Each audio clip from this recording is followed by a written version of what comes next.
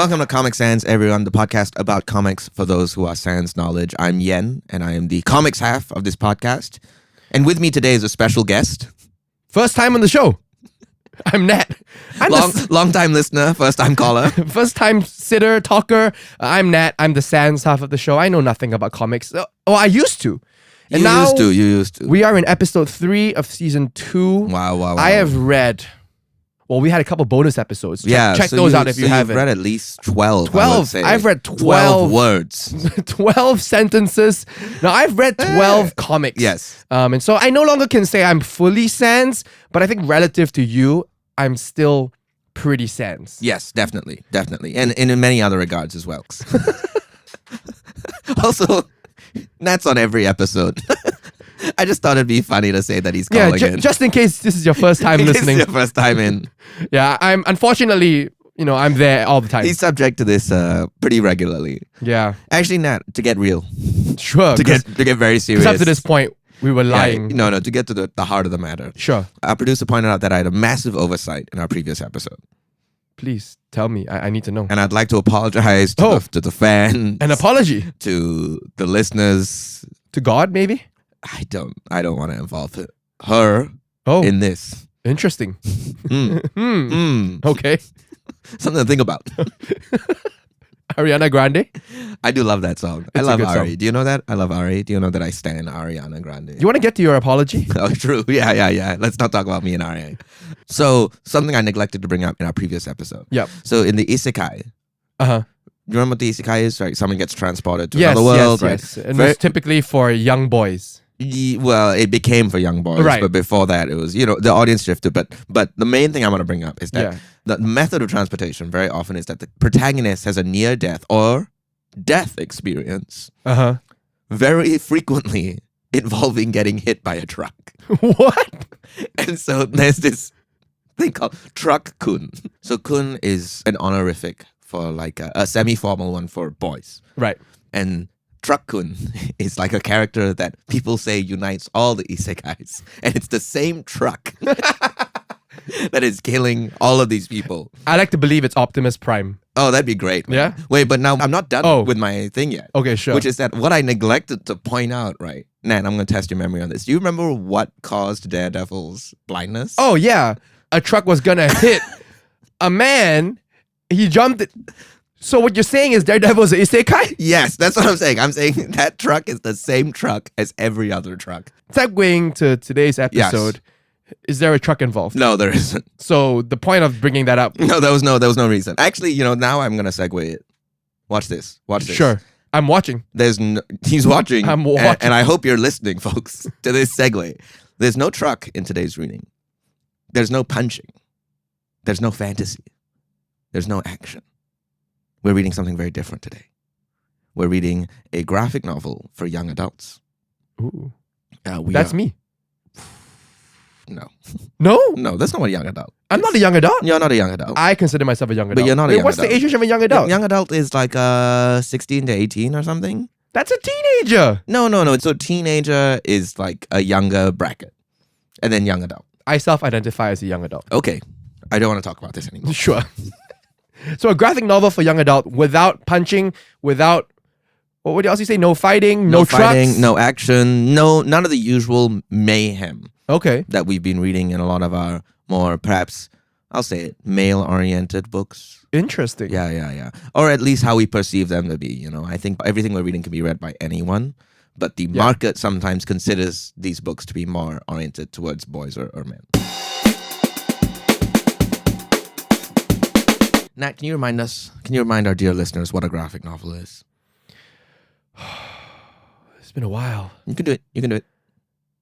I mean, I remember us having a discussion about how the distinction, the line between graphic novel and comic is a tenuous one. Yes, it's an arbitrary one. It's one of semantics. Yes. Right? But generally, graphic novels are what people would say are more literary works, maybe more prosaic in the text. Okay. Perhaps, maybe. Oh, perhaps. And also, I remember something.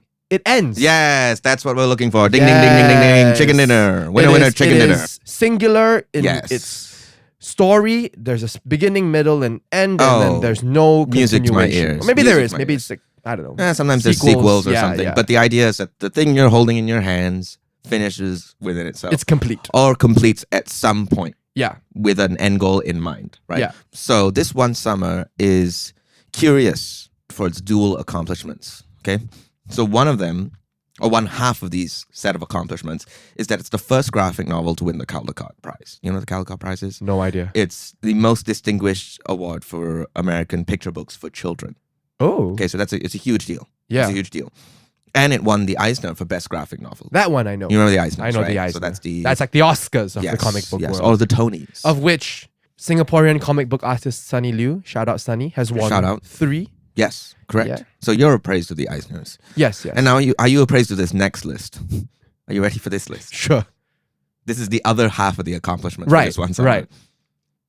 One of the 10 most demanded books to be removed from libraries in 2016. What? So there's an organization that monitors globally. In America. Okay. In America. And they monitor which books most people are writing in to be like, get this out of here. That's insane. And this one summer, the year after winning the Eisner and getting the Caldecott, and a Prince Honor book, as well as New York Times notable children's book. Right. So after all that. After all that. Well, okay, this is part of it, right? It also could be because of that. Right. And we're going to get into that. Right. So what makes this one summer so controversial? There's no guts pouring out. There's no blood. There's no gore. There's no pornography. But what we do have, which I think is perhaps what was most upsetting to people, is an honest depiction of puberty that doesn't sanitize being a teenager for its readership. Oh, that's really interesting. Yeah, it meets them where they're at. You're going to be seeing this when you read it. Yeah. So this one summer is made by cousins, Mariko Tamaki and Jillian Tamaki. But I already don't like that I brought them up that way. Because to say that they're cousins kind of reduces that to a novelty, and that's what's actually driving it forward. But that's not it at all. They're both very established creators in their own right. Right. Just happen to be cousins. Yes. So Mariko Tamaki is the writer, and Jillian Tamaki is the illustrator/artist. But they don't actually see the demarcation as that neat either. Okay. And they both came into this. So this is their second collaboration. Mm-hmm. Their first collaboration was Skim in 2018. And their third collaboration was Roaming, which is getting a lot of buzz, came out last year. And this is the second collaboration this one summer. And in between these books, the two of them have had very prodigious careers. Mariko Tamaki has written She-Hulk, Detective Comics, Harley Quinn. Oh, cool. As well as this other graphic novel called Laura Dean Keeps Breaking Up With Me and other works. And Jillian Tamaki has produced regular work in Drawn and Quarterly, a comics periodical, which is slightly more highbrow. And we'll probably get to some work from Drawn and Quarterly eventually, as well as a short graphic story called Junban in The New Yorker, which I think is really terrific. Right. So they're working on graphic novels, Nat. And what's one of the big differences you pointed out just now? It ends. It ends, right? It ends. Yeah. And the other thing is that it's not serialized. Right. Well, at least in this case, it wasn't serialized. Yeah. Right. And so that means they have a lot more time to work on things. Right. And they can linger and they can develop the idea. And then when they bring it to the editor, they're ready with it. Yeah. They're not necessarily scrambling to get things done. Right. There's no time pressure to get the next serial to get the next issue out. Yeah. In the same way that, say, Mark Waid and Chris Samney were doing with Daredevil. Right, yeah. Right. And so I think what makes that worth noting is that they have space and time to explore this collaboration with each other. And how can they do things differently? Yeah. Right. And so I'm going to be reading a couple quotes from Mariko and Jillian today. Sure. Okay. Can you do it in an interesting voice? No. That feels disrespectful unless it's for Alan Moore. Okay. Who has a more interesting voice than I could ever do. Okay. So Mariko Tamaki describes it as this. The real goal is to have something that feels like a single story being told. Not a story being told twice, once by words and once by images. Right. So the cohesiveness of the image and text. Exactly. It's about the playfulness between words and images. Right. And how can we make it a single story and not something that is like, okay, I wrote this script out and then now you do it. You do your thing and then that's it. Which goes back to what you were saying about how they don't draw that delineation between I'm the writer, you're the artist. Exactly. So neatly. Yeah. Right. And so actually the process is really interesting. Mariko writes out what looks like play scripts. And then Jillian does the sketches and does the thumbnails, and then it goes back to Mariko, and then they talk about it. And for this one summer, I think what they described doing is that they settled all of that, and then they brought it to the editor. Because once they get it to the editor's like, okay, now you've got a year to finish this. Right. And so they want to make sure they're in a great place before that happens. Yeah. Right. Yeah. So if we think of the script as a play, right? And Mariko is the playwright. Yep. Right. Jillian is the actor, the set designer, the lighting, right? But actually, the two of them together, that's the director. Right. Because they work together so seamlessly. They're steering the ship together. And the ship for this one summer is primarily about mood. Okay. It's not about, big pizzazz action. It's about quite intimate. It's quite slow. It's about getting the reader into a frame of mind with these characters. Yeah. Okay. So what's it about? Puberty, you mentioned. It's about two teenagers. Well, primarily Rose and her summer friend, Windy, who she visits at the beach town her parents frequent during the summer. Okay. And a big part of that environment is transience. There's the transience of the summer itself and the transience of the friendship between the two people changing. And then there's the transience as our protagonist and her best friend are both between childhood and adulthood. Not even they are permanent. Time is moving swiftly and slowly all at once. And we're going to see how Mariko and Jillian Tamaki explore that through montage, through panels, through page turns. Okay? So it's kind of about liminal space. Yeah. Sort of liminality. Yeah. It's about the in-between. Yeah. Right. Yeah. And I think one way that's conveyed really evocatively and only in a comic book way is the color. So this one summer is monochrome. Yeah, I can see that from the cover already. Yes. It's purplish, pinkish hues. Yes. And what I want to point out, and this is interesting, is that for some reason, the digital version, at least the ebooks that I found on like the National Library of Singapore database and everything, it's in black and white. But the print version is this purplish hue. And I don't actually know why there is that distinction. When I know the intention is for it to be this purplish hue, right? So as Jillian Tamaki puts it, on one level, I just thought it would look cool. A lot of vintage manga. That's always a valid reason for any artistic choice. Very fair. Yeah. She goes on, a lot of vintage manga is printed in that color and it looks awesome. Yeah. It is also appropriate because that color, dark purple, purple blue, to me, doesn't have such strong associations like, say, sepia or pink. Right? End quote. Right? So the purple is in this middle space where it can be moody, it can be happy, it can be exciting, it can also be sad. Yeah. It's not loaded with emotion in the way that red is or blue is. That's why Barney's purple. You really think so? You want me to unpack that? Yeah, unpack that. No, unpack it. No, unpack it right now. Unpack it. No. I'm holding your feet to the fire. Unpack it. Barney exists in this liminal space. No, he doesn't. Between this inanimate soft toy and this larger-than-life dinosaur. Oh, that is true. That is right? true. And so he transits between both. And in the show, in the episodes, they explore different moods. Sometimes the kids are sad because it's raining. For the listener, I want you to know that then they sing, Matt's eyes are getting increasingly more frantic. And then they sing, "Oh, Mr. Sun, Mr. We're moving Golden on. Sun." We're moving on. Sometimes they're happy when man. the sun comes out. So is that, again, the different moods. And so there's the color. The color is one element. And the other thing, and this goes back to this language of plays and stagecraft, which is the blocking of the bodies. Like the composition. The composition and where the bodies are framed and how they're existing within the panel. Jillian Tamaki says this. A lot of her being Mariko's, work is about non-communication and blockages between people. So you're going to be reading that. You're going to be seeing this and you're going to see how Jillian explores that, not just with the bodies, like on stage, but with the panels and the gutters and the page composition itself. So I started talking about the divided recognition of this one summer. Right? And they're definitely related, I think. And we kind of talked about this already. The fact that it was nominated and won an award for best book for children or young adults then had people being like, okay, what can young adults read? That's what brought people in. They're like, actually, it's not inappropriate in of itself. It's inappropriate that it's being signaled that it's for young adults. Right. It can't be for kids because it's about queerness and sexuality and depression. That's not for kids. I mean, some people would say. And that's what you would say, right? Let's make it clear that's not what either of us are saying. I'll make it clear that's not what I'm saying. That's not what I'm saying either. So let's just put that on record. But I think, people think that's not for kids, but it is for kids. Because that's the world kids are in. Exactly. And you're going to see how this one summer does that. It replicates reality. This, again, goes back to what I'm saying. It's not about sanitizing and it's not about cleaning it up. Right? And what I'm really intrigued by, and maybe we will talk about this more after I've read the comic itself, you got this copy of the book from the Singapore library. No. Oh. This copy of the book is from, shout out to Shelby.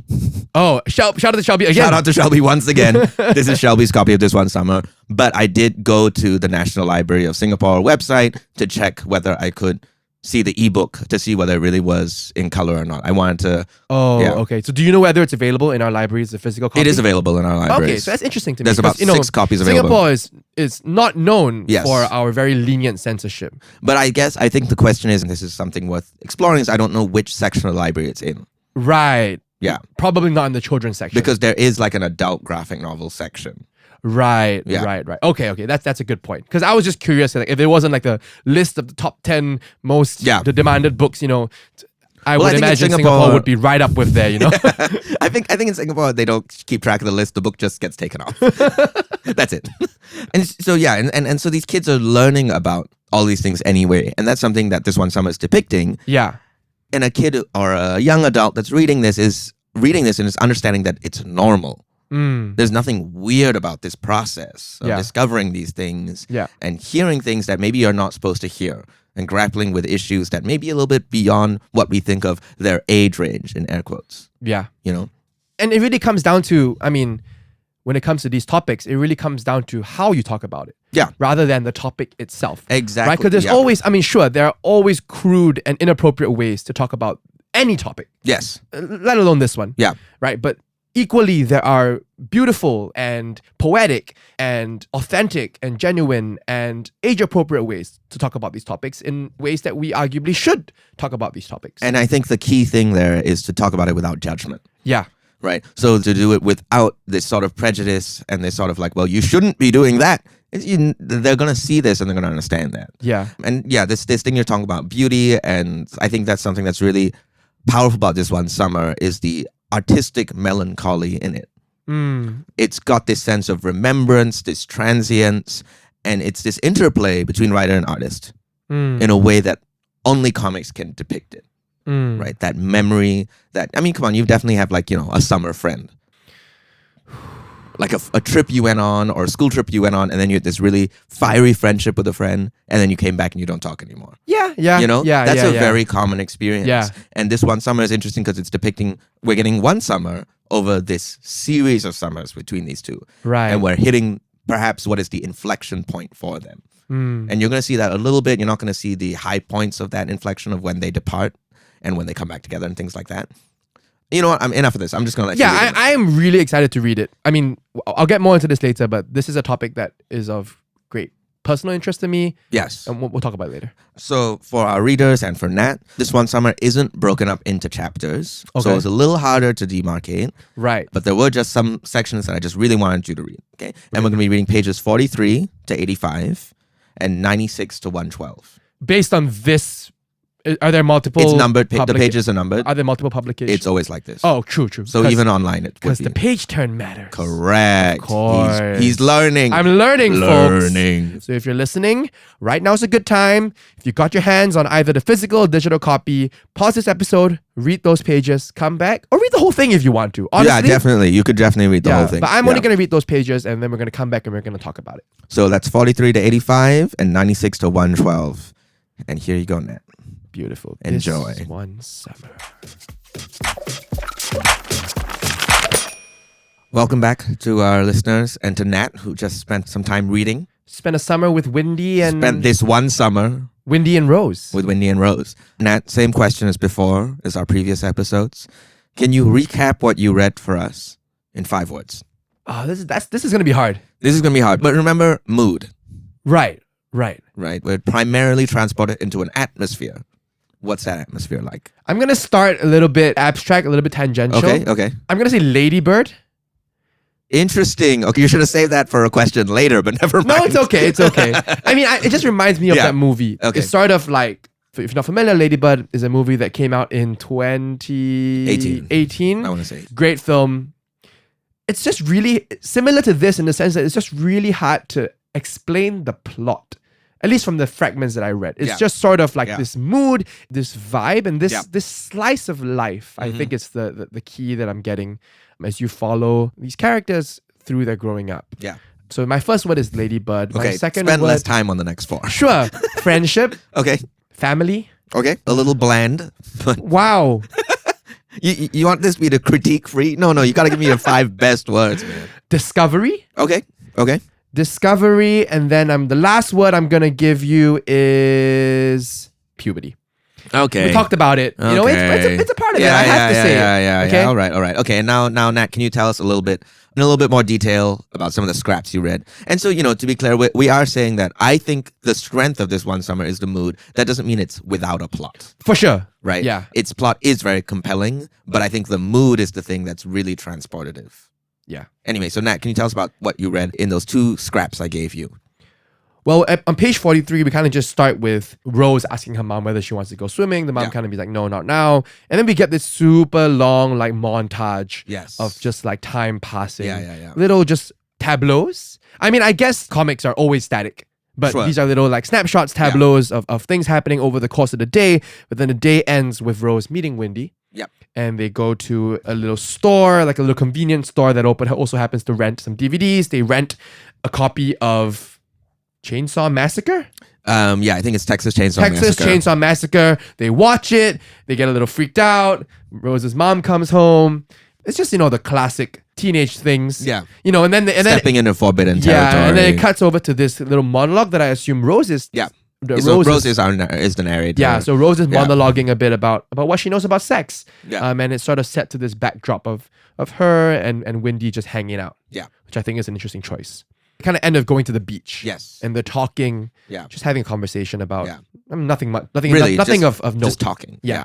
And then the next section, page 96 to 112. This is a little more dramatic. And this is where I guess family came into the picture for me. Yeah. We get a snapshot of Rose's family and, the dad tries to get a little intimate with the mom, trying to, spice up the mood a bit. She's just not having it. They get into an argument, a plate breaks, and Rose kind of storms off. The dad comes, classic scene. Yeah. Dad comes like, hey, Rose, let's go for a walk. So they go for a walk and they look at the stars, and it kind of ends with Rose having a memory swimming with her mom. Yes. And how her mom taught her to see underwater, which in this little bubble that I've read, it's a nice sort of bookend to where we started with her asking the mom, can we go swimming? Yeah.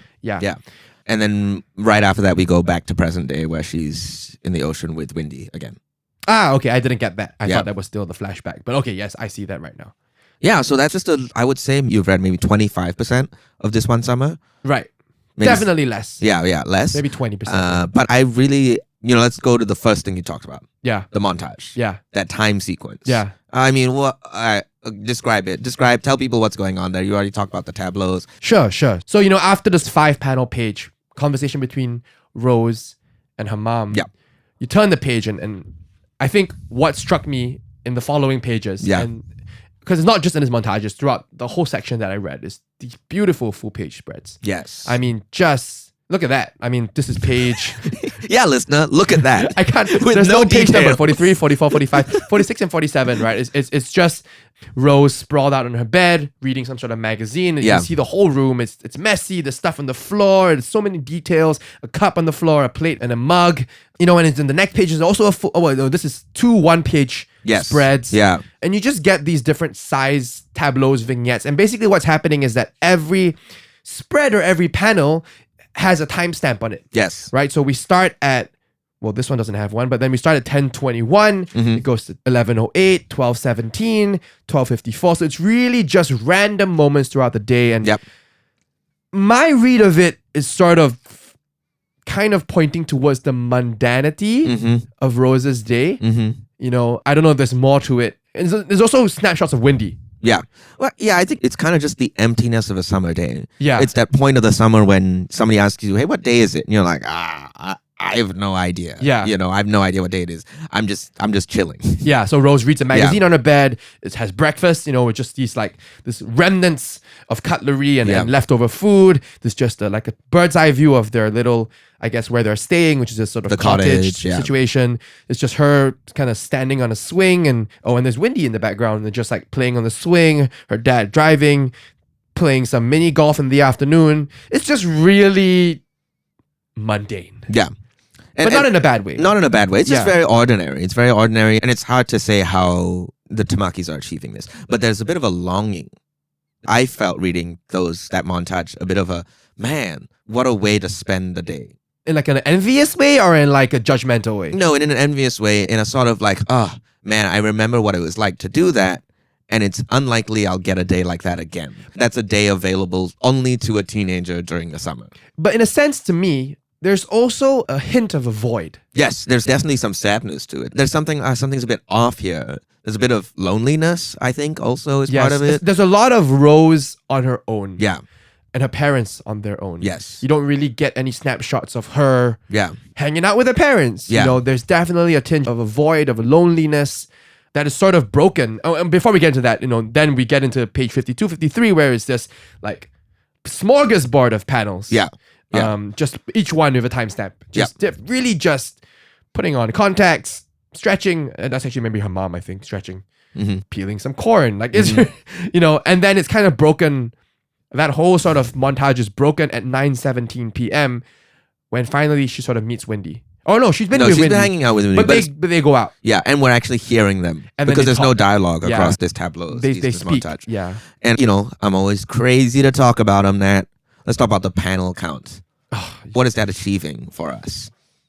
Right, because we start with glorious 2-page spread of Rose on the bed. Next one is 2 1-page Two spreads. 1-page. And then the next page is 2 panels, so half page. Yep. And then we get to a 5 panel. Yep. And then we get to 1, 2, 3, 4, 5, 6, 7, 8, 9, 10 panel. Yep. And then we get to 1, 2, 3, 4, 5, 6, 7, 8, 10 again. So 10, 10. Yeah. So it's getting more and more dense. This is sort of like, and it affects how you read it also. Yeah. I mean, it's curious when you get to that page of Rose on the bed, the 2-page spread, you'd think ordinarily, oh, there's no words here, but next page instantly. But actually you linger on it. Yeah. Right? You spend some time with it, and you actually may spend less time on the other pages with the 10-panel page, where that one your eyes just really just okay, clocked it. Next one. You know? It's a literal depiction of like, you know, like a fast forward sound effect that goes like Let's get that one more time. One more time? Let's go on one. You wanna do it with me? No. Okay. Absolutely not. It ramps up, right? Yeah. You know, it takes some time to charge up, Acceleration. and then it goes boom, right? Yeah. And that's I mean, it's a beautiful depiction of that. I didn't really clock it until we're talking about it right now, but yeah, what a way to depict the passing of time. I mean, comic books. Comic books. They're okay. Oh. It's just such a, I think it's just there's such an ephemeral quality to it.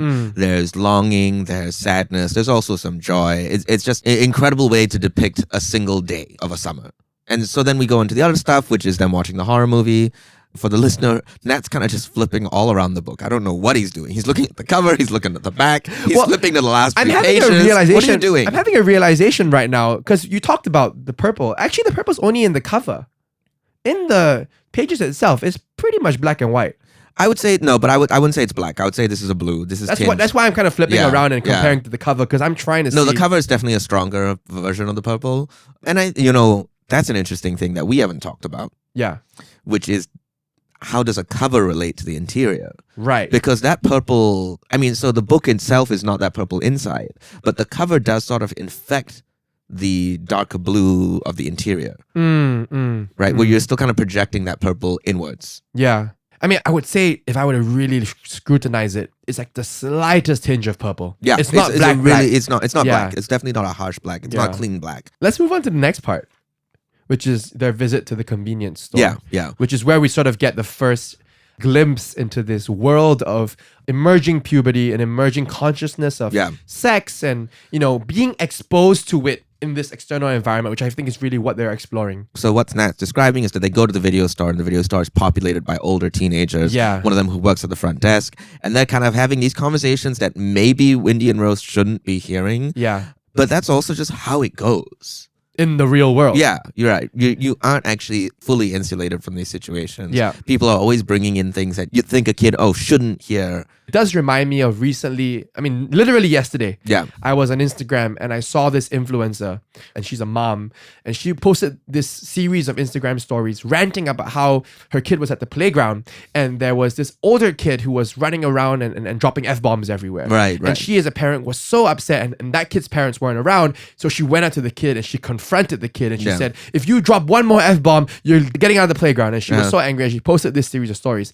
And then a couple hours later, or like later that day, she posted a follow-up story kind of saying, okay, this is what people have been messaging me about and what I'm learning, which is, number one, the playground's a public place. Yes. And if she wasn't comfortable, she should have taken a child out of that situation. Right. Rather than reprimand the older child. Uh-huh. Another thing about it is that people were messaging her about in response to her original story was, you cannot insulate your child from this kind of language or these influences. What's more important is teaching your child how to respond or how to not emulate. If that is the sort of value that you wish to bring up your child with, it's more important to teach them how to not emulate or how to behave differently rather than sheltering them or insulating them from these things entirely. So that would have been perfect for a section we didn't read, which I think is immediately before that. Right. Which is where Wendy and Rose are at the video store and some other people are talking about this other girl they know and they keep calling her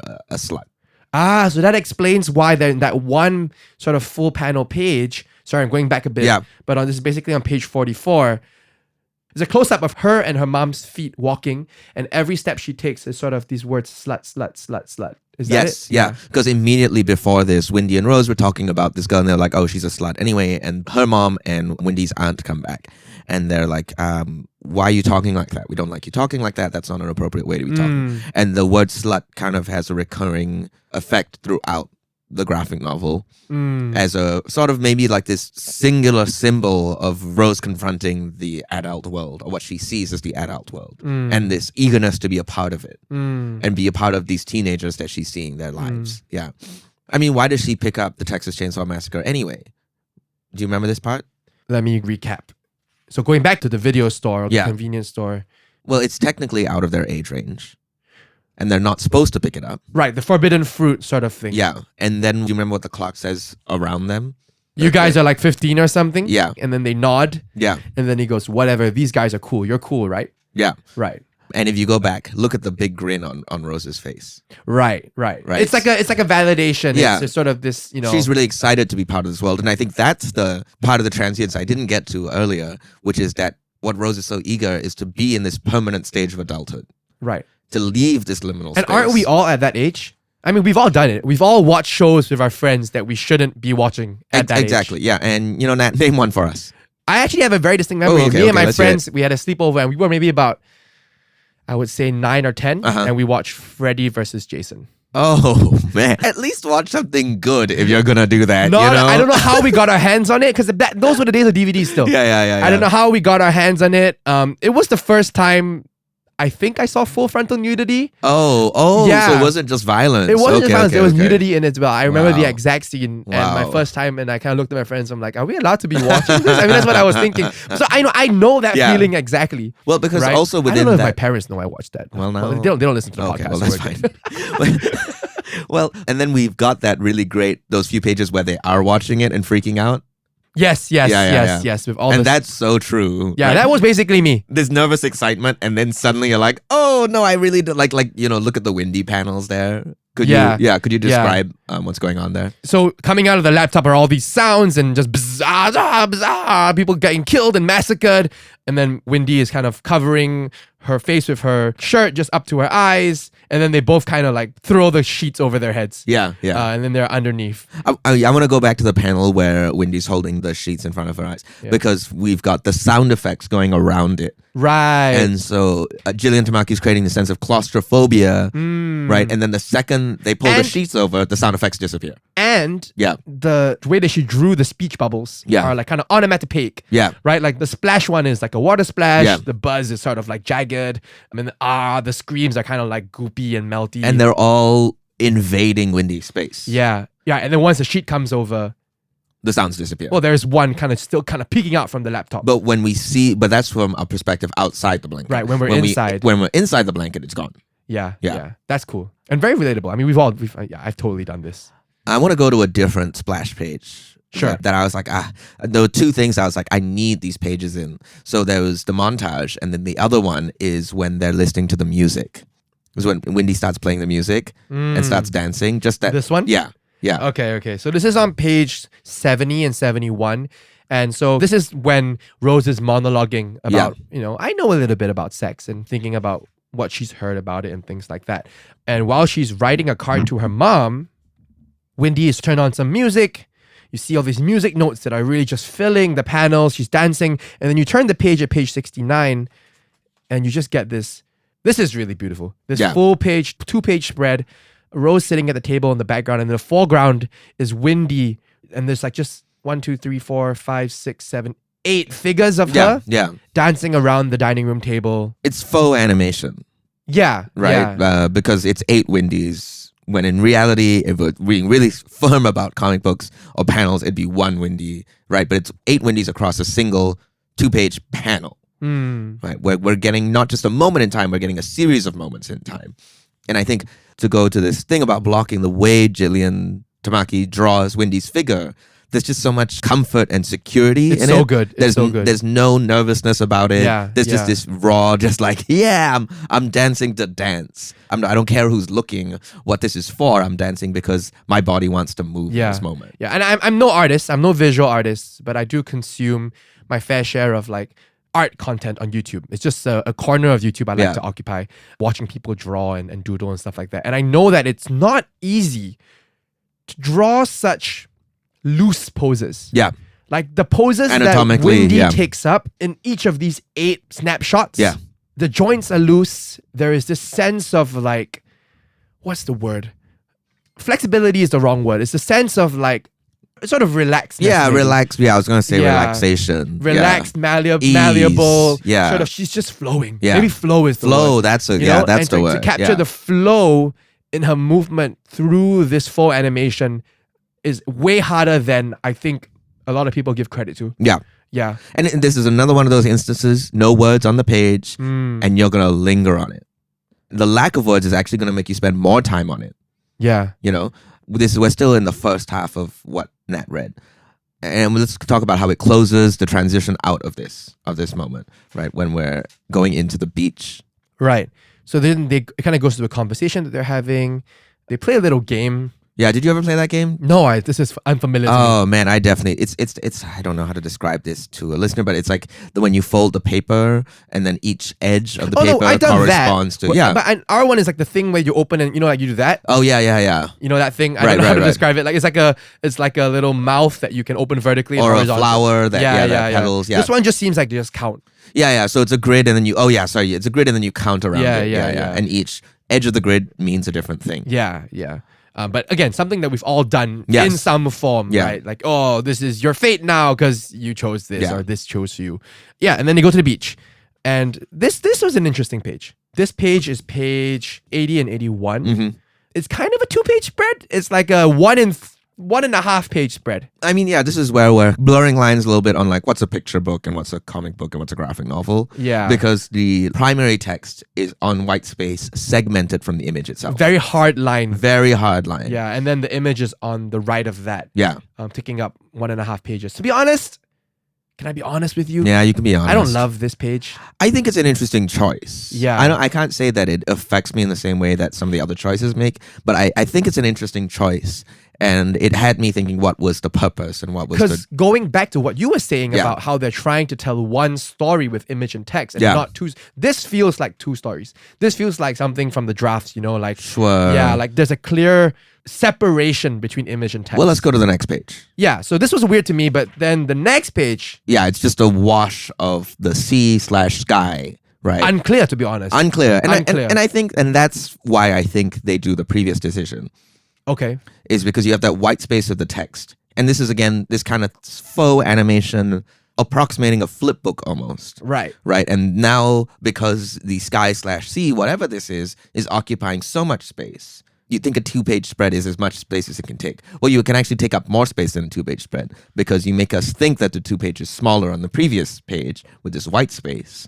Yeah, I guess I could see that. I could see that. And then this one, though, the page that we sort of ended this section on, this was my favorite page. Oh yeah, okay. Tell me why. This is now page, the page numbers don't always appear. When there's a 2-page spread, there are no page numbers, so apologize 70, to the listener. 80, 81, 82. And to Nat, who's counting profusely. So this is page 84 and 85, so the end of the first section I read. And this is like, I mean, in film, you'd say it's a wide shot. Yeah. Right? You're zoomed all the way back. You see the expanse of the sky. You kind of see the foreground of some rocks and also the sand stretching to the horizon into the sea. And these 2 minuscule figures of Rose and Windy.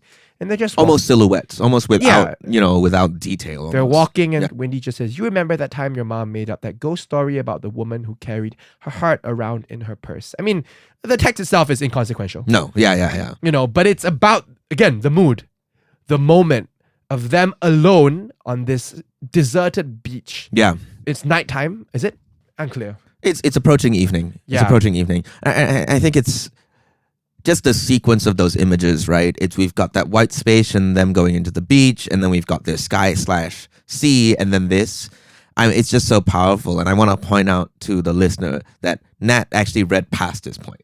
Yeah, I want to say, I think he was just so enamored, so pulled in by this. He just kind of keep going. I wanted to hear about the story of the woman who carried her heart around in a purse. Okay. And now let's move to a bit more of the conflict-ridden section. So because page 96. This has been pretty easy state for them. Sort of like that moment of tranquility, the calm before the storm. Sure, yeah. And now we're approaching a little bit of the storm. This section is the start of it. Is all dialogue free. Yeah. And I want to talk about blocking and the things that Tamaki is choosing, Jillian Tamaki is choosing, or Mariko, we don't know which one. Yeah. Both of them are choosing to highlight across these pages. Yeah. Like, when are we zooming in? When are we zooming out? What's big? What's small? To describe again to the listener, these first two pages are Rose's parents. The evening is winding down. They're washing up the dishes.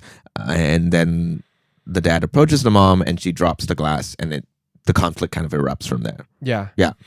I mean, I think, again, filmic language, Sure. There's very clear camera movement. Okay. In a sense, if I may borrow that metaphor, because we start with Rose just flopping. Literally, there's the word there, flop. She flops with the action line onto the couch. She cracks, and again, the word crack is there. She cracks open a book.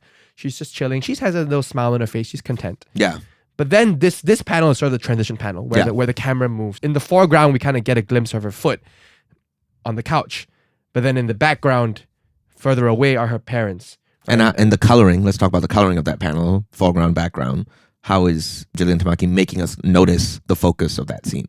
Right, so her foot is light and then her parents are sort of dark. It's starker white and black on the parents, and everything else is a more mute gray / purple. Yeah. Yeah. And then the next panel, we zoom into the parents, but we still can't really tell what they're saying. It's just squiggles, right?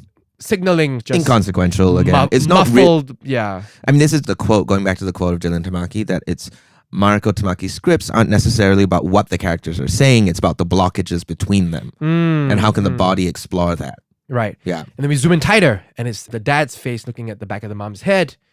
And then the next page, page 97, we get this sort of 2-page panel, vertically split.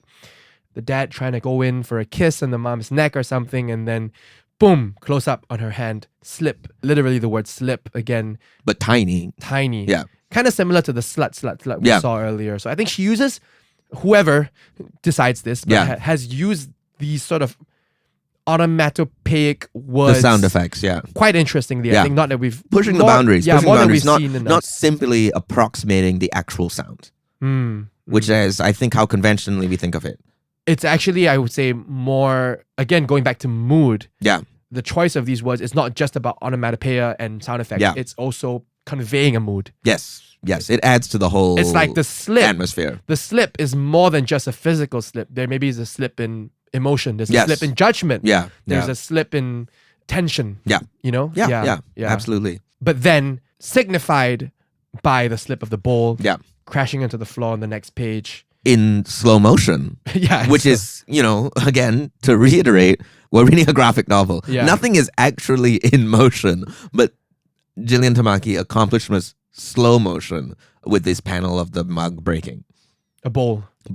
Yes. And then the first piece of conversation is, oh shit. Yeah. As she drops it. But up to that point, it's quote unquote silent. Yes. It's just the physicality, the framing, the bodies, the blocking, the motion. Yeah. Which is cool. Yeah. And it captures the emotion and the mood of that scene really well.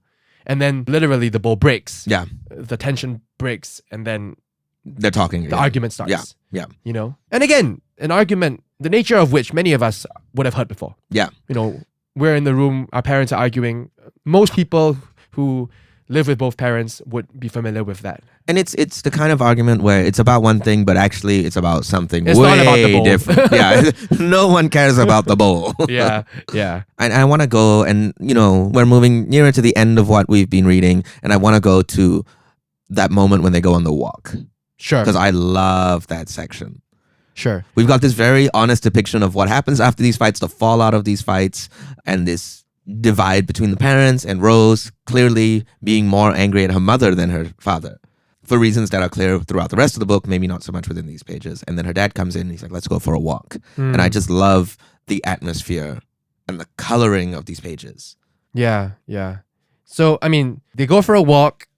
He says, let's go look at some stars. And so obviously it's nighttime. Yeah. And I think purple comes out here the strongest because the sky is just painted blackish purple. Yeah. Right? And we see the stars. We see this moon that is way too big. A massive moon. Like a moon that's so big that they would be feeling it, the gravity of it on their faces. Their cheeks would be wobbling. Like they may not be on Earth anymore.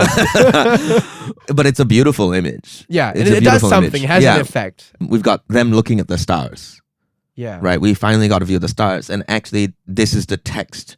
The text on the left page in white across these stars, which are also white, is finally the reveal of where so much of the drama is coming between the parents. Right. So it's Rose, again, internal monologue Yes. about how her parents were trying for a baby. Yeah. And, important context for the listener / Nat is that this is when the reader finds out as well. Right. So the reader up to this point doesn't actually know why the parents have so much tension with each other and why it seems like this trip has got so much riding on it. And why the mother is so non-communicative and what the mother's going through. We're actually presented it primarily through Rose's perspective. And we're like, man, this mom just kind of doesn't like Rose that much. Yeah. And then suddenly we get this huge reveal of what happened. Right. And why there's And for context to those who didn't read it, it's really basically that the mom and dad were trying for a baby. Yeah. The mom was taking all these drugs and doing all these things, but no baby. And it says here, because my mom's body didn't want one, or parts of it, uterus or something, which again points to that very nascent knowledge of partial knowledge of what's going on. Of what's going on. And then, and I guess the dad still wants one, but the mom has sort of given up. Yeah. And it's, I mean, if we could have read this whole thing, I would have had you read this whole thing. Listeners, I'm going to spoil us something. Like, I want to go past this point, right? And we go to this massive white space. Yep. Right. So this confused me. Yeah. This confused me. Yeah. So after the blackness of the night sky and Rose monologuing, we turn the page and suddenly it's just like blinding white, no blacks at all, and there's this giant circle in the middle. So I thought somebody was looking at the sun. Yeah. Right? And then we have these like speech bubbles floating around. Like, are you looking at me? Okay, don't stop looking. I've got you. Okay, ready? Don't stop. Okay. Yeah. So I was confused. I stayed here for a while trying to figure out what I'm looking at. I went back. Yeah. Trying to figure out, okay, wait, is it the moon? Yeah. Has it finally come crashing down on them? But then you turn the page and it all makes sense, right? It's when you open your eyes in the water and you're looking at the murky sun sitting above, in the sky. Yeah. That's what you're looking at. And then you kind of see a flashback of Rose's mom teaching her how to open her eyes in the water. Yeah. Which is a metaphor for something that I've not really fully understand yet. Right. Yeah. Well, okay, so this is the spoiler for the listeners. Yeah. Rose later learns how her mom found out she lost a baby. And it was in the surf. Oh. She was in the water and then suddenly she felt something and she put her hand to her region and then she realized there was blood on it. And she's not telling Rose this. She's telling Wendy's aunt this. Right. And Rose is overhearing it. Right. Which is again coming back to this, like, what is the child meant to hear? And so much of what makes Rose angry is that her mom refuses to swim with her. Because she's got these precious memories of them coming to the surf and going in together, like the one you're seeing right here. And now the mom won't do it and she doesn't understand why. Right. Wow. Wow. Yeah. That's good. It's good stuff. It's good writing. It's really good. It's really, let's really... just end it here. This is a good... Okay, you want to read this? I mean, the metaphor of the water, the stars, the moon. I mean, I'm still processing it, but I think there's something about the nature imagery. And there are so many of these moments where the humans are engulfed by nature. Right? Yeah. Whether it's Rose and Windy on the beach or the dad and Rose in the blackness of the night sky and this giant moon. I mean, the moon is also, I mean, you know, we want to get into the more literary analysis of it, right? The moon is also a symbol of motherhood very often. Right. That image of the sun could also be perceived as a birth, right? Because it is, the shape of the sun is sort of simulating a vaginal opening of a birth. Right. So there's really layers in this one summer that could be missed on a young adult just reading it and just oh, I love this. But actually, anyone can read it and gain something from it. And I guess what I was getting at is that sense of being engulfed by nature really drives home the feeling of being small and being dwarfed. Yeah. And I think that is maybe my read of how Rose might feel in this situation, just so overwhelmed by this new world that is lying before her, whether that's about sexuality or puberty or just like her parents' relationship. You know, as a kid, you think so little about these complex things, but Rose is entering this liminal space, this part of her life where all these things are suddenly coming to the surface. Yeah. And it's like she needs to make sense of it with a very limited understanding. Uterus or something? Like, and I can imagine how small she must feel, especially when her parents are so distant, especially when she's spending her days so alone. Yeah. And so I think that sense of smallness really, really comes through really beautifully. And, you know, to go back, you know, I just want to, in terms of literary analysis, also the water, womb, comfort of the womb, things like that. And this point about what you're making, Nat, right, about how small Rose feels, right? It's then incredible to go back to the thing I was bringing up, which is that people want to ban this book. Yeah. When this book is precisely about what happens when knowledge is blocked. Yeah. It's exactly what this book is about. This book is about what happens when we try to protect kids from things we think they shouldn't know, which they end up hearing about anyway, and they end up being deeply disturbed because they don't know if they're supposed to know with it. They don't know how to grapple with it. Yeah. When this book is exactly about that. And we've got people who are like, no, nobody should read this. So Nat, you know, and take note that if you say no to this next answer, you are siding with the people who want this book banned. Right. Let me think real hard about my answer right now. Nat, would you keep reading? Yeah, of course. I mean, this is great. I mean, beyond the bit itself, you would keep reading, right? I think I will finish this after we finish recording this today. I mean, I like things that end. I mean, you know that one of my big aversions to comics is the fact that they go on forever and it just becomes this overwhelming thing that I just can't access. Yeah. If something ends, I'm more drawn towards it. And so I definitely want to just read this to completion. And you know, I thought you were going to bring this up, but you didn't bring this up. Nat's actually worked on his own picture book about puberty. I was going to get into that. I mean, I hinted at it earlier in the episode where I talked about I have a sort of personal vested interest in this. I mean, not so much now in my current work, but there was a period of time back in college. I think I was in junior year. I went on a trip to like a little artist retreat trip to Maine, and it was amazing. I mean, almost approximating the cottage of this one summer, right? Really, the landscape, the sort of, there was really a night we went out to look at the stars. The moon wasn't quite as big. Thank goodness. Thank goodness.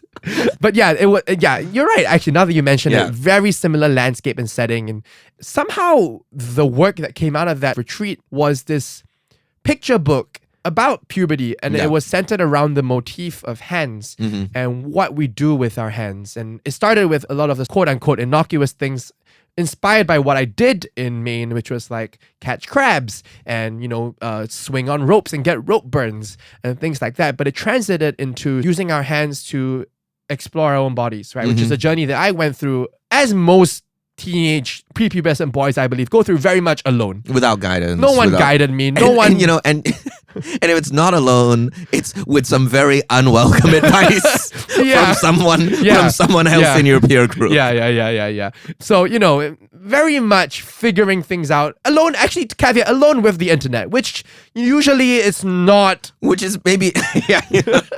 You know, not the best source of advice when it comes to these things. Yeah. And I think I was just trying to reflect on similar to this, that feeling of trying to navigate suddenly. I mean, going back to this page of the white bright circle, when you discover that part of existence, that my body can feel this way and do these bodily functions that I never knew existed, it's like, I mean, I remember that moment where like, whoa, What is this now? And this whole new world opens, and then all you can do is explore. But then, because of my upbringing, a very religious background, and I'm still religious to a large extent, but because of that upbringing and Christian guilt and all those things, it becomes this very confused journey. Yeah. I mean, and that's also, and to bring it back to this one summer, right? Even though it's very different gendered experiences, there is this underlying sense of guilt. Yeah. And shame that this book is trying to tackle. And I think with your picture book, you were also tackling, right? Yeah. And how can we discuss these things rather than try to hide them away? Exactly. And this is going to take me to my other question. Sure. Right? If you like X, you'd like this one summer. Yeah. And Nat has to fill in the blanks, and I also have to fill in the blanks. Correct. And it can be from any media. Yeah. And you can't say Ladybird. I know. What I will say, and this, because I actually think this book is a combination of two things. It's a combination of Ladybird, which I've already mentioned. Yeah. And I think it's a combination of Turning Red.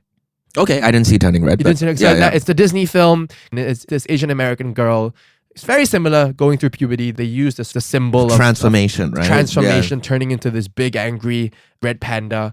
But I think what I loved about that film is again, how they captured and addressed the feelings that encroach and ambush you when you reach that age. That's a great word, ambush. And then you're suddenly struck with, I don't know what to do with this. And then the protagonist of Turning Red, she goes through that when suddenly she goes from hating boys to suddenly like, I can't stop thinking about this boy and I don't know what to do with this feeling, you know? And so I think very different mood, very different tone.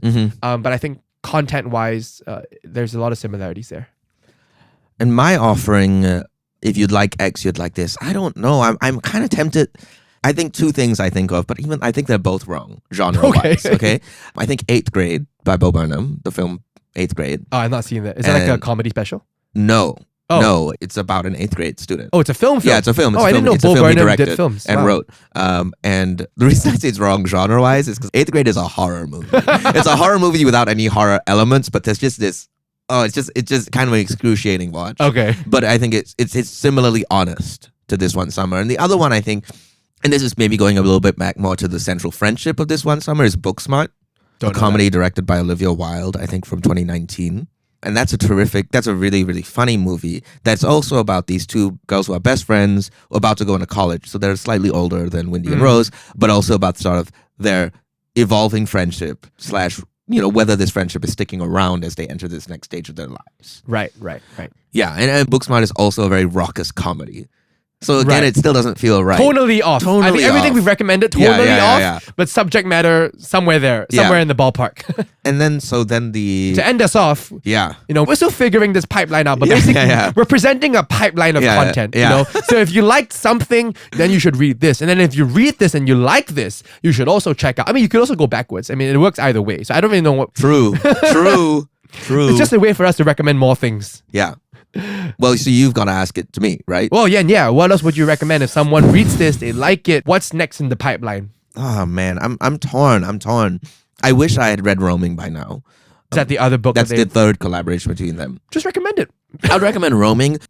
What's so hard to recommend from This One Summer is because the mood that the Tamakis achieve in this is so difficult. Yeah. Like, it's just impossible to think of other comics that I think are doing it at this level. Right. So it's really hard for me to think of something. But I think the other thing I would suggest is Giant Days by John Allison with art by Max Sarin and Lisa Tryman, which is about a group of girls who start college together.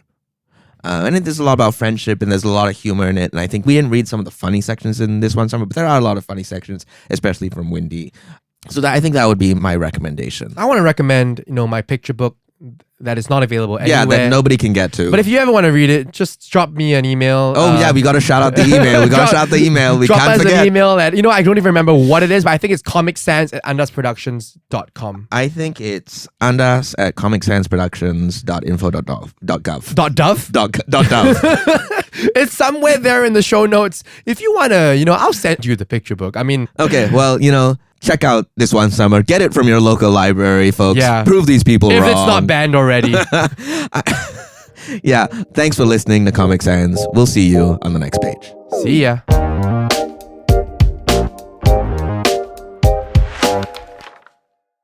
Thanks for listening to Comic Sans. This is an Andas Productions podcast hosted by Yant and Nathaniel Ma and produced by Roshan Singh Sambhi and Scott Lee Chua. Our cover art is by Isabel Fang. If you enjoyed this episode, don't forget to follow and rate Comic Sans. And while you're at it, follow us on social media at Comic Sans Pod. Links are in the description below.